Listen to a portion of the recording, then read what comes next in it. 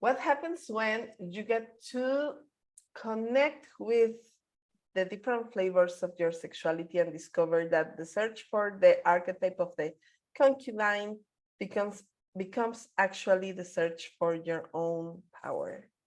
Today, I have Catherina Snyder, who has been a beautiful, beautiful friend. We have shared so many conversations, and we're going to talk about divergent sexuality and how she has found so much power in the discovery of her own pleasure and sexuality as tools of liberation. Welcome, Katarina. It's a beautiful pleasure to have you here today. Thank you so much. I'm so excited to be talking about this with you and to dive into our journeys. And I have always loved and admired your view on sex and sexuality and on feminism and whatnot. And I'm excited to talk about this because it's very different than how it's generally treated and thought about in vanilla mainstream society. Yeah, thank you so much. I have had such of the best conversations on these topics with you. Like those, we have a whole season of like 4 or 5 conversations. Yeah, on Of, Instagram. yeah, they have been so delightful, and it's just really powerful to connect with other people that have a similar view when it comes to being divergent, rebellious, embracing a different flavor of the things that people usually just uh, just accept as a given, and that's deeply liberating because it makes sense to the things that we find along the way. And one of these things is that I know that your journey has been a lot about reclaiming your pleasure and using that pleasure for business, for helping others find their own joy, their own power. And I know you call this, I love the name, divergent sexuality. So I would really love to hear from you what this term encompasses for you.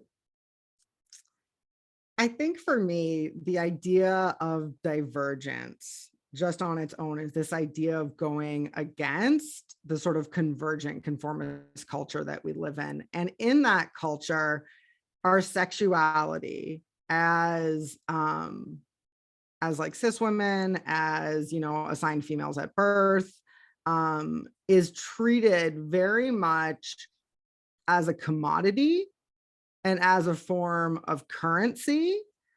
And because of that, our sexuality sort of feels owned by someone else. And it's weird because we're both we're punished for being too sexual, and then we're punished for not being sexual enough. And we're stuck in sort of this double bind. And for me, the idea of divergent sexuality is allowing each person to do it in their own way and to weave together and do whatever things they want to, right? In terms of, it's sort of like the ultimate form of fluidity. Yeah. Right? It is just this unconditional permission to unapologetically want what you want, whether we're talking about the genders and people that you're attracted to, whether we're talking about the relationship models that we're attracted to, whether we're talking about how you do intercourse and sex, like whatever we're talking about. Sexuality for me is just a fundamental and foundational part of who we are. And I think especially for women of all kinds, it's one of our greatest sources of power, and one of the sources in this world that patriarchy and monolithic religion and whatnot and white supremacy have strived to rob us of. Really, rape is not about sex, it's about control. Yeah. Right. And it's and a lot of the approaches to recovering from sexual assault even are very convergent. They're just say no, just avoid sex. And I think that's fucking bullshit. I hope I can swear. Yes, please. um, I think that we each need to do it in our own way. And to do that is to embrace our own divergent sexuality. I love that. I love that. And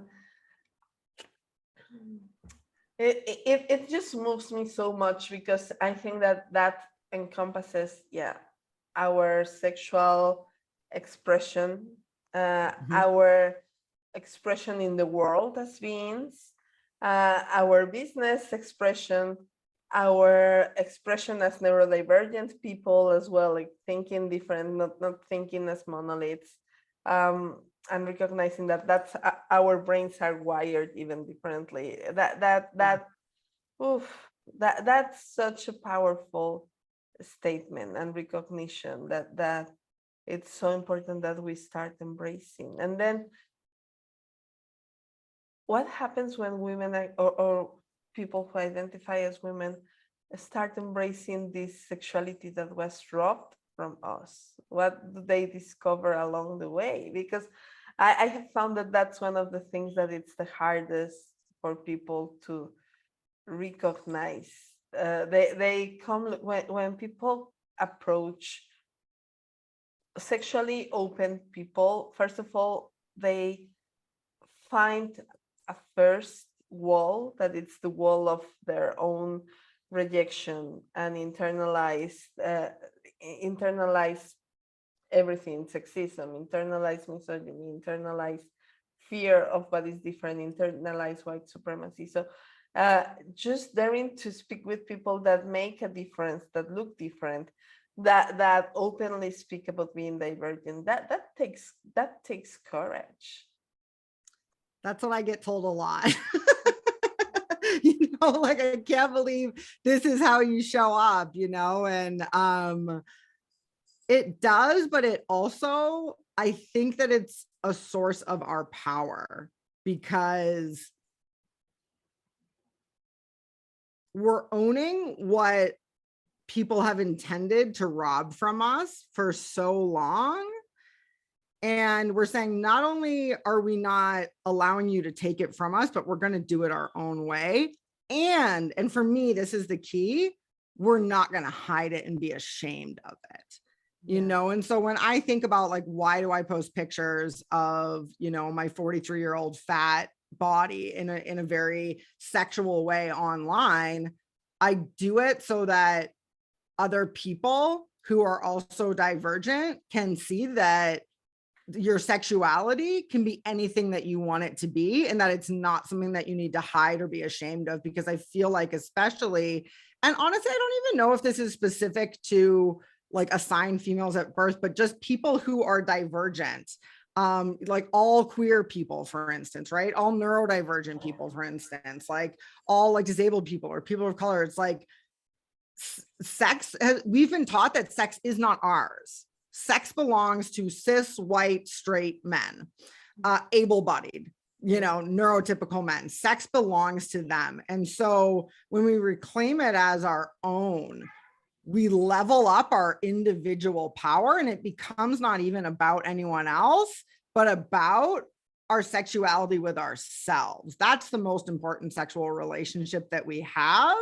And that's how we map out a path and really get to know who we are, as opposed to fitting into one of the various boxes that we've been told are attractive or desirable or whatnot. And I think it's really a revolutionary act as someone who is not seen as sexy by mainstream vanilla standards, to be so blatant and out with my sexuality and to be so unapologetic about it, I think is an act of revolution. It is. And first of all, thank you, because it's beautiful art. It's beautiful to see you. Like I love your photos. I love your art. I love your expression of yourself. I feel like that's the thing about our expression. We actually, as people that is divergent, we are actually bringing the color in. I was just thinking about the beautiful analogy of your background as this beautiful, colorful background over this white canvas, and that's what divergent people are. We are the color. We're the If color. people were all about the beauty standard, just being the only people that is visible, we would have the most boring experience in the world, because Yeah. that is just so alike. We would have just fields of the same flower, instead of having colorful flowers and colorful spaces and different wild flowers everywhere. So I feel like that's the thing, that we are expecting to have a bunch of grass, not even flower, but a bunch of grass, when we are Yes, yes, wild jungles. yes, yes.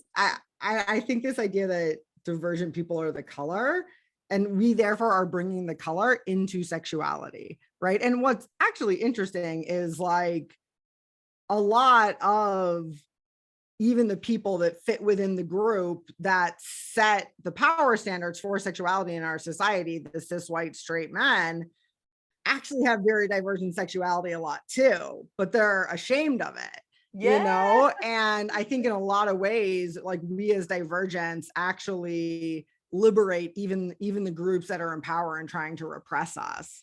Mm, um and yeah, that's exactly what it is. We're bringing color to what is seen in very black and white, or just in grayscale, right? And we're saying like, no, we can do it differently. And I cannot state enough this idea of how reclaiming sexuality as our own is so important, because like growing up, I was sexually harassed and sexually assaulted and all these things so much because society saw me as I fit perfectly the standard of what a beautiful sexual woman is when I was younger, right? Because also, women are really only seen as desirable until they hit what, like 20, and then like we lose massive amounts of sexual desirability. And so, yeah, I think not only like bringing our color to it, but then like allowing that color to be seen by others is such an incredible contribution, and at the same time so deeply empowering, and it just takes our power back. It stops other people from owning it to the extent that we can anyways in the society that we live in, as we try to revolt and change it. exactly. I love that. That is so important, because so much to unpack there, from the fact that patriarchy it's into disempowering us at the youngest that they can disempower us, Yeah. and make us feel like we are objects and not people, and that we are the other, and that we are there to serve the desires of just this tiny group of people, uh, up to how liberating it is when we say, okay, no, I'm not an object, I am my own person. And with that recognition, how we liberate everybody, including also men, that The people in power. I love Yeah. that you bring that up. Like the heterosexual cis white men also have a colorful sexuality. They are just keeping it back A in the lot of them closet and do. hiding Yeah. it. Yeah. Yeah. And they know that if they share their sexuality in the current, culture that we live in, that they're going to fall off the top of the ladder, right? That they're on. And it's like, and so really, it's these systems essentially that force us to choose between either being sexually repressed or to being sexually objectified, neither of which is liberating, Yeah. right? And it's like, but yet we're presented with those are the only two options. Yeah. And as a result, we were sort of forced into choosing one without ever truly knowing what our actual sexual desires are. And so I know for me personally, one of the things I'm working through now is like, where are the lines between my authentic sexual desire, my trauma, and specifically my sexual trauma, and then social conditioning, especially what I've seen in porn and in media, right? And so like, where's the line? One of the things I'm realizing is that the lines move on different days and at different times. But then B, it's like, I've never really stopped to think about that, you know, and to understand it more deeply. And it's like being able to define that for ourselves, to first recognize that that's the reality for all of us, is that our sexuality, there's an authenticity to it, there's trauma in it, there's social conditioning in it. And then to like give ourselves permission to begin to draw those lines for ourselves, and then to move those lines as we need to as well. Because I don't think our sexuality ever stops evolving. I think it's like, I know, like one of the things that stopped me from coming out as, from even acknowledging to myself that I'm queer because I didn't come out until I was 40, was this idea. I was like, well, I didn't know when I was 5 years old that I liked, you know, that I liked different genders and that I liked, you know, like women and whatnot. Like, I didn't know that. Therefore, I can't actually be queer, because when I hear queer people talk, they're like, I knew I was never attracted to the opposite sex, blah, blah, blah. I knew from the time I was a little kid, and like, blah, blah, blah, blah. And we have this very rigid idea of sexual orientation, of sexual expression and whatnot, when in reality, since we as humans are always evolving, why isn't our sexuality as well? And why don't we have permission to explore that and to own that and to talk about that? Yes, yes, yes, yes. And then for me, it's been impressive how the gateway to entering into this road of self-discovery, of this ever-changing expression of ourselves, it's usually the desire to be part of the group of power, to be accepted by them, right? Like, I want to be part of the sexy ones, the ones that are accepted, the ones that are loved. I want to be a better lover. I want to be able to have amazing sex with my partner. And then we just start going deeper into that gate of self-discovery that embracing our sexuality takes us. And what we find is that we no longer want the same things that got us hooked into our pleasure in the first place, that we are actually changing and evolving, and our desire and our perception of life and our they change as we change. And all of a sudden we are in love with our own bodies, in love with our expression of our sexuality, and looking at how it changes, and just loving this constant transformation. And that's actually where the magic happens, because we start bringing that sense of liberation to many different layers at the same time. I think absolutely. And for me, the layers of liberation that have come through my, you know, a big part of the reason I have my own business is so I can talk about this stuff publicly, because I couldn't get hired at this point. I mean, I was already pretty unemployable when I started, but like, you can't talk about this shit publicly and like get hired by a company, because it's so outside the box, right? And for me, I've had this beautiful weaving of liberation through my business, liberating then me to talk about my sexuality, and then talking about my sexuality to then liberate me to talk about other stuff, and liberate me just in different ways, you know, and trying different relationship models, right? As opposed to just marriage and monogamy, right?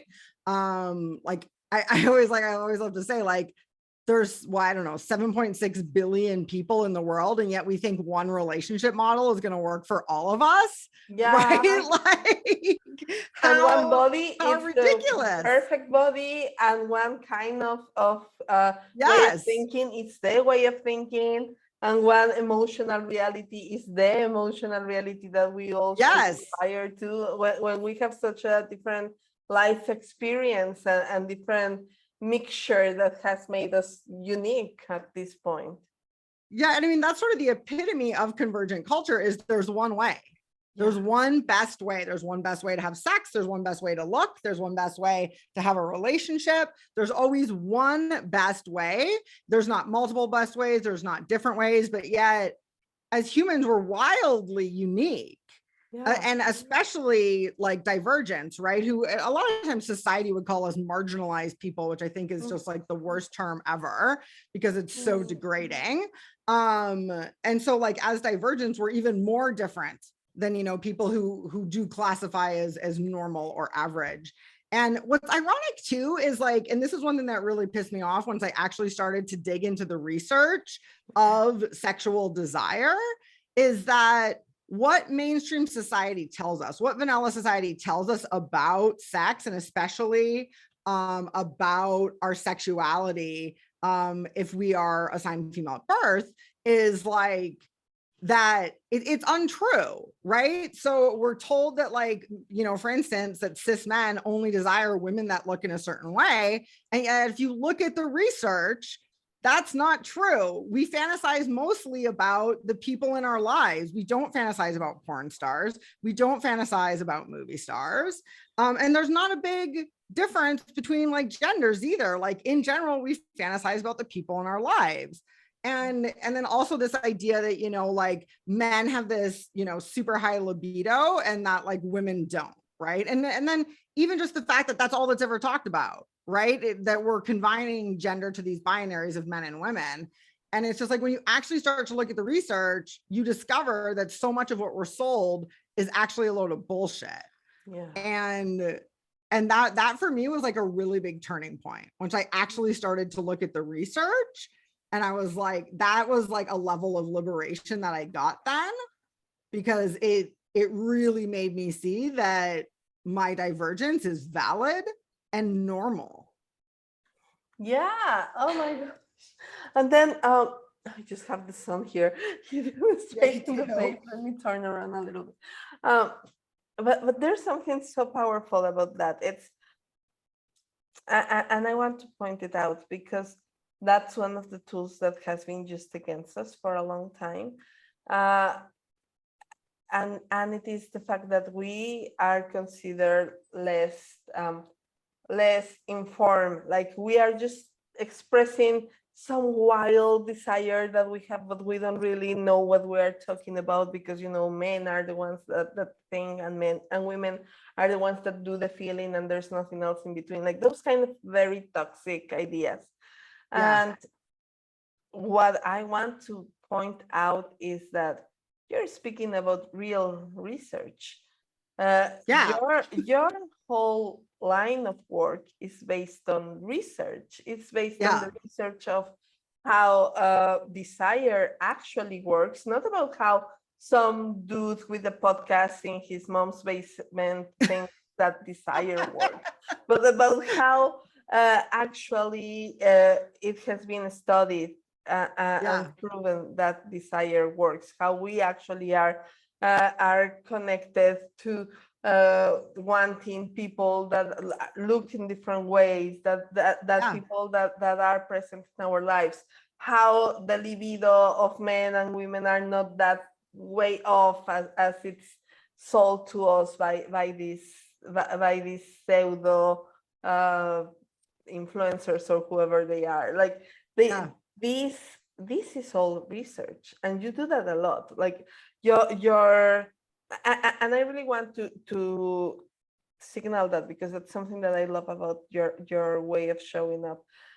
You show up sexy, wild, colorful, radiant, and yet again, you have also this other part that it's deeply studied, knows what she's talking about, does research when it comes to the marketing strategy that she's going to apply with her people. Like that matters a lot in a world that it's so used to just having one or the other, the loud guys screaming to a microphone from mom's basement, or the white young skinny girls that with flowy dresses trying to please them.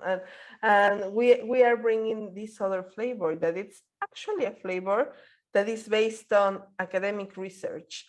That's something that I feel it's so important to bring up. Like all these people are thinking that they are discovering the wheel, but the wheel has been studied extensively. by academics for a long time, and we are just taking it and saying, okay, listen, this already existed and this is what it looks like. And we are just making that visible, right? Yeah, thank you for pointing that out, because this isn't like opinion. This is like academic research from well-established universities and programs, and people with PhDs, and like doing all the stuff you need to do to have valid research. And it's like, and what's actually ironic about it too is a lot of people doing the research that are like disproving this benefit from not disproving it. And so the fact that they're coming out, so like the fact that like there's cis white heterosexual men coming out and sharing research that conflicts with the patriarchy and the other systems of oppression that protect them, I think is really unique and powerful, right? It's like, it really, and of course it's not all the research. For instance, some of the really interesting research, for instance, that like Wednesday Martin talks about in her book Untrue, is primate research and understanding how females, like female primates, especially bonobos, how they treat sexuality, right? Because we also tend to like really like to think of sex as like a human thing, and in animals as it only being reproductive. But like bonobos, for instance, like I think it's like at the San Diego Zoo, they have them like off in a corner because they have sex so much they don't want too many people to see them. And they did research, and what they discovered was that the female bonobos, a couple of things. A, if they don't circulate out the males often enough, they get depressed because the female bonobos need novelty and new sexual partners. And then B, that the female bonobos have sex with one another as a way of social bonding. And I think it was so fascinating to read about this various research and in relation to how we view sex, in the human species, between it. And it's just like, I think it's so fascinating when we take a step back and actually start looking at the really legitimate academic research versus sort of what people are putting out that's just based on their political views, especially when the results conflict with the political views of those doing the research. To me, that's sort of like an extra checkpoint. Yeah. And I love that, because actually, and I'm sure you know this already, but to the people watching this, like bonobos and chimpanzees have been the most studied primates, but chimpanzees are more like patriarchal communities, that when the strongest one, it's the ruler, and bonobos are more like matriarchal communities where it's actually the oldest, wisest, most sexual bonobo, that it's a female actually, that it's leading the whole pack. So it's interesting that we are actually closer genetically to bonobos than to chimpanzees, but since chimpanzees fit the agenda of patriarchy, like, oh, look, we are like them. It's like, no, we're more like them. We're more right? And it's so like, that's interesting. I didn't know specifically about the patriarchy versus matriarchy, and so that's so fascinating. But you're right. It's like we often like to choose the research that supports the beliefs that we have versus like taking a step back and like looking at it all and and understanding. And of course, there's limitations of research and things that it can't. If it can't be measured, you can't research it, right? But there's some really interesting insights more and more that are coming out about us. And to kind of go back to the point that you talked about earlier about this whole idea of like, in society, we're very much presented with either someone who is sexy and wild and out there, and then there's science, and we're taught that they're very opposite things. And I think for me, one of the things that I try to do personally is to invite that paradox to exist and live together. And I think, one of the most powerful things, one of the ways in which women are, assigned females at birth are devalued is by we're told we have to choose, right? You can be sexy or you can be smart. You can never be two, because is there anything more threatening in this world than an intelligent, sexually empowered woman, especially if she's financially independent? She then has no need at all for like anything. And it's a total game changer. And I think for me personally, I do people a service when I bring in science and research. It's an important part of the work, but then I'm also not going to like cover up and show up as the way that I'm supposed to according to patriarchal standards. And that's gotten used against me a lot in my life, but I feel like it's beginning to change. Yeah. Yeah, and I'm sorry that it's been used against you. I know that it's been used against me as well. Like it's Yeah. so threatening that we that there's this need to put us back in our place through Yes. sexual violence, through harassment, Yep. through making us feel ashamed or embarrassed for our bodies, for existing, for breathing, for there's always something messed up with us according to these systems of oppression that aim to have us disempowered, because there's nothing more dangerous than a woman that is intelligent, that it's embracing her sexuality and her pleasure, and that it's financially independent. And how beautiful that we get to reclaim that, because Yeah. that's the thing I have found, that they are so interconnected. Yeah. That's almost like a triangle, right? Yeah, Of intelligence, sexuality, and money. yeah. Like, yeah. Because I have seen that when people, okay, I will speak about my own experience there.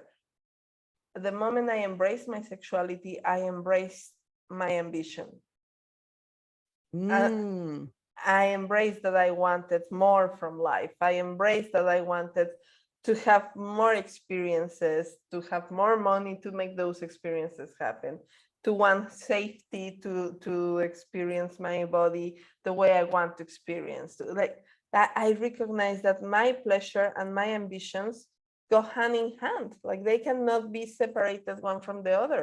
They are separated when they are at the service of somebody else, when somebody is just taking my body for their pleasure. But the yeah. moment I take my pleasure in my hands and I make it about my aliveness Yeah. and my connection with my body, my ambitions immediately follow. They cannot be left behind. Wow. I feel like we need to mic drop on that, because that is such a brilliant insight. And you really have put into words for me what I've experienced, but didn't quite have the words to put together. Is that, yeah, especially when we allow ourselves to be very divergent in our sexuality. So for me, for instance, one of the things that involves is BDSM and kink, right? And when I do that, when I allow myself to like go way off into the wilderness with my sexuality, and when I always put my pleasure first, which I'm going to be honest, I've never really had a problem with that. For most of my life, I've always been like, I'm not as much as I am about me now, but I've always at least been an egalitarian about it, right? And been like equal pleasure. Now I'm more focused on my own pleasure, and also not needing to get that pleasure from someone else always.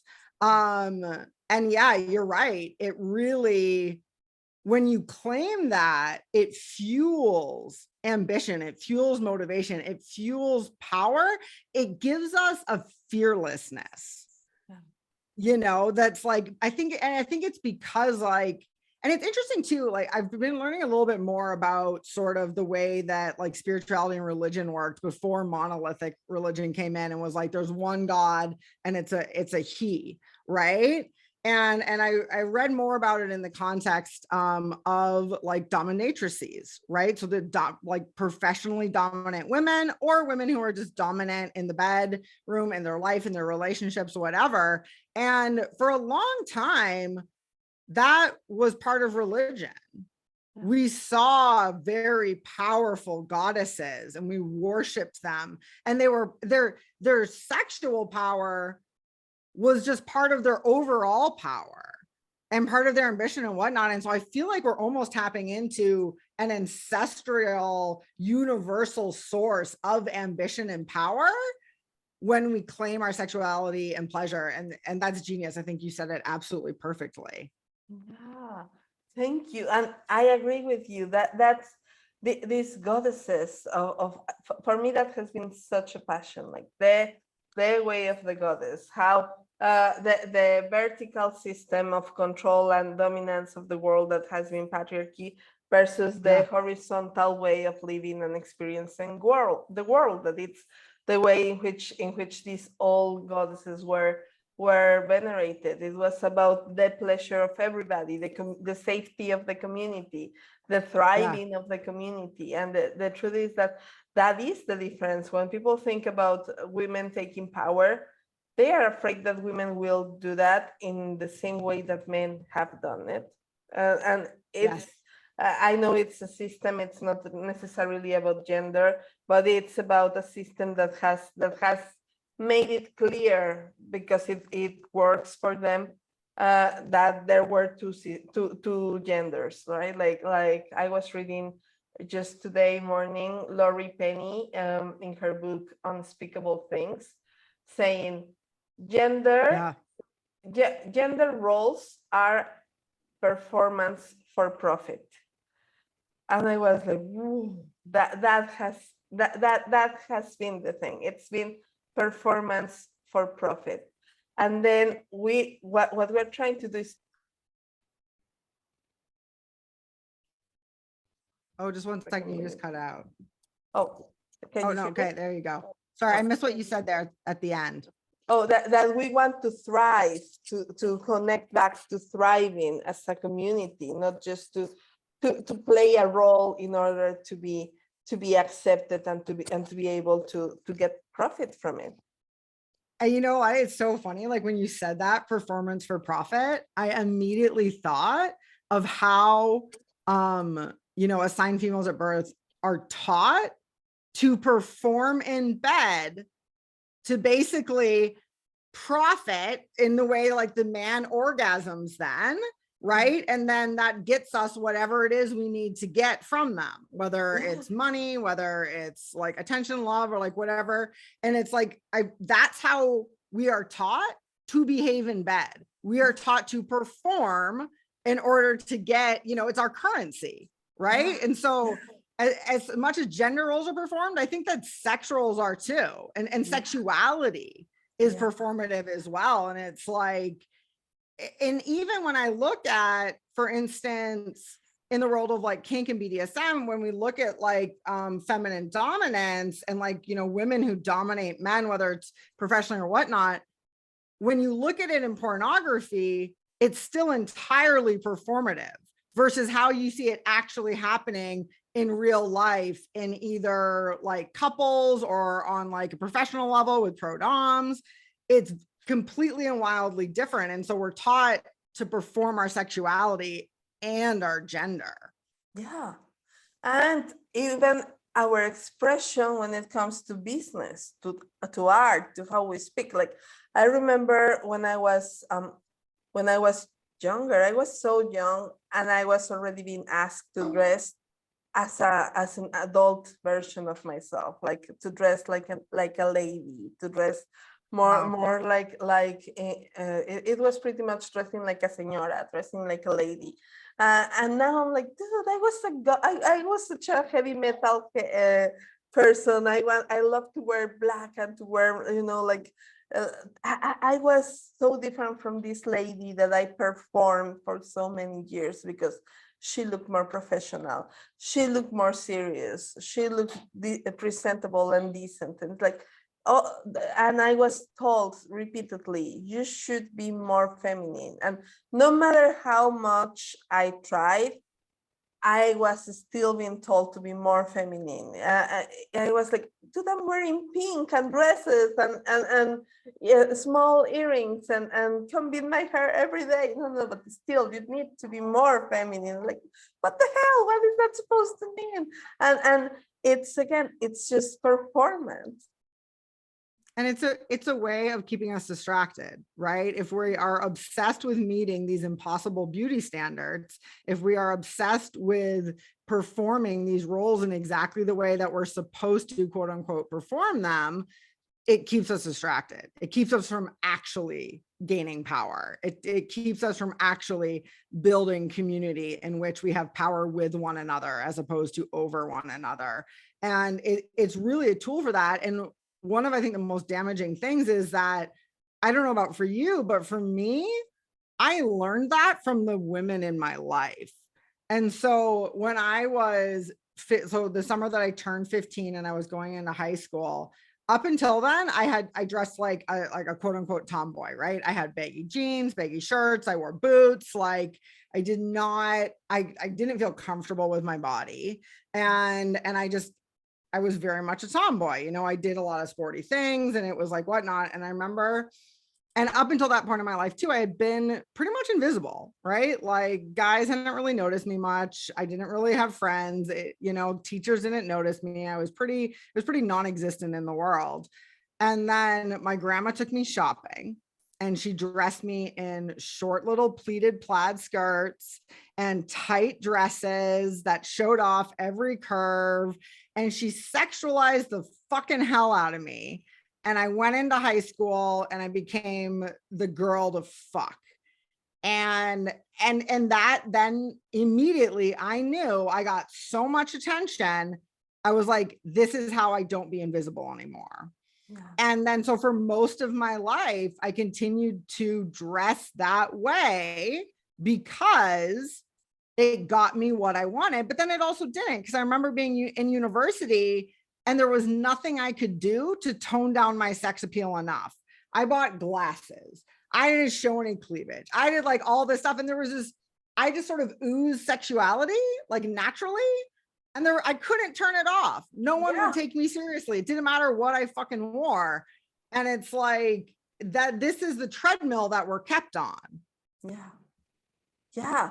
And again, it's about performance, because we didn't change from one day to the other. We were just told to perform the sexy, cute girl. And of course, that worked against us all the time. It was really used against us. It wasn't really empowering even. It was used against us. So it's a game where we're losing either way, right? What if you are too appealing and bad if you're not? So it's really a lose-lose game. Yeah, I think that's so important, is it's like we can't win. And I think really what that does is we look at that triple power triangle of intelligence, sexuality, and money, is like, if we're distracted by how we're supposed to look, if we're distracted by how we're supposed to act and behave and like whatnot, then we can't unite those three things, which ultimately I think would completely change the fucking world. Exactly. Thank you. I want to leave that conversation with that point. That is such a powerful thing. Like, that's the reason why this power is taken away from us, so that we are too distracted to actually obtain this powerful triangle. Thank you so much for this conversation. As usual, we just get started and we just cannot finish. Like, we just keep going. Wanted a 3-hour podcast, it would be for between you and I. I really want to get to do something like that with you, to get to do like a monthly podcast or something like that, because we have the best conversations ever.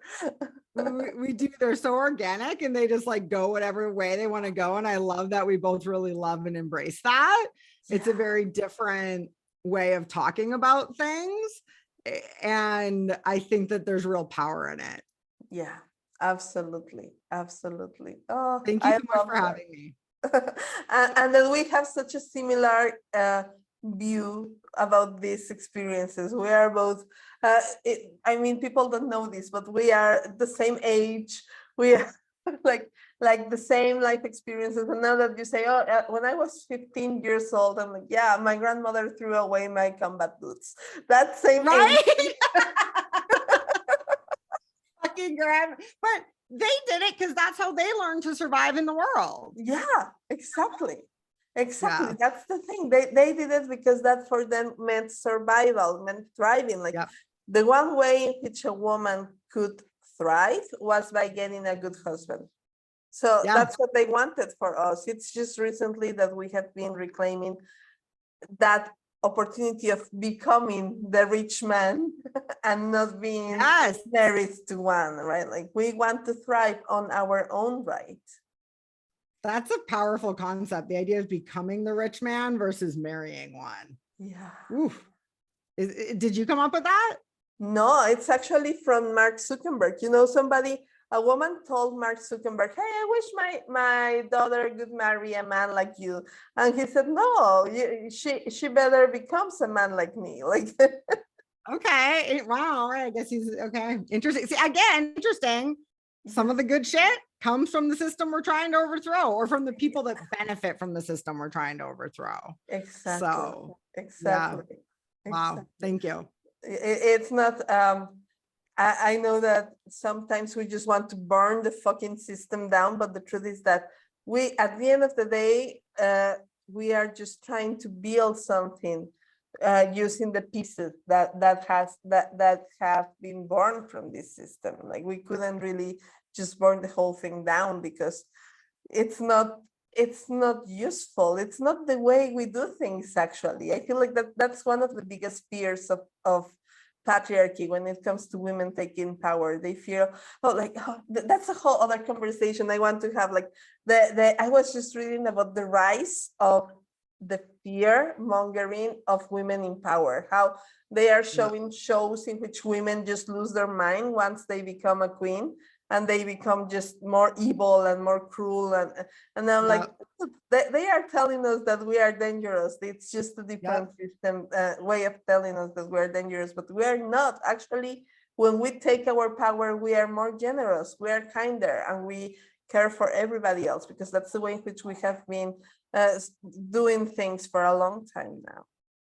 Yeah, it's a great insight, and it's so true. It's like we anytime we see a powerful woman, there's always, she's always she's portrayed in a way that we're meant to fear, and it's interesting. Like I would say, I think powerful women are dangerous, but not in the way that they're portrayed in the media. I think the danger is that we want power with one another, that we want to do things differently, and just the act of being divergent, of doing things differently, is dangerous. But it's dangerous to the systems and to the people that want to continue hate. It's not dangerous to the allies, because the truth is we need those cis white heterosexual guys to get on board. Not all of them, we'll never have that, but we need a bunch of them. And we don't do that by like wiping them all out. Yeah, exactly. Oh, although I do you feel so like much. some days, I'm not gonna I'm lie. noticing how my lights just went off. You just got to see the sunset with me here. Oh, nice. We've got probably another 2 hours of light here. So oh, amazing. Thank you so much for this conversation. And I promise, guys, I will bring Catherina more often to this space, and just make sure to follow her. So I know that you are right now going through a deep transition in your business, but I want people to follow you in your page, in your Instagram. I will be writing down all the details down below. Is there something you would like to invite people to at this moment? sure. So, I mean, you have a couple of options if you want additional content beyond what's on my Instagram. I send out a liberation letter every Sunday that you can sign up. The link is in my bio for my Instagram. And I also have a self-discovery masterclass, which is designed to take you through those initial phases of unmasking your divergence, right? So how do you actually do that? How do you actually unmask it? And then how do you quantify it so you can communicate it, if you are in business? Because that's really my focus, is how do we leverage your divergence to liberate your livelihood? But there's also a lot of stuff, even if you're not in business, that's really powerful. So those are two different things that you can get from me. Links are in my bio and Instagram, and it's free and easy to do. Yeah. Oh my gosh, so amazing. Thank you so much, Catherina, and we'll see you soon. Thank you.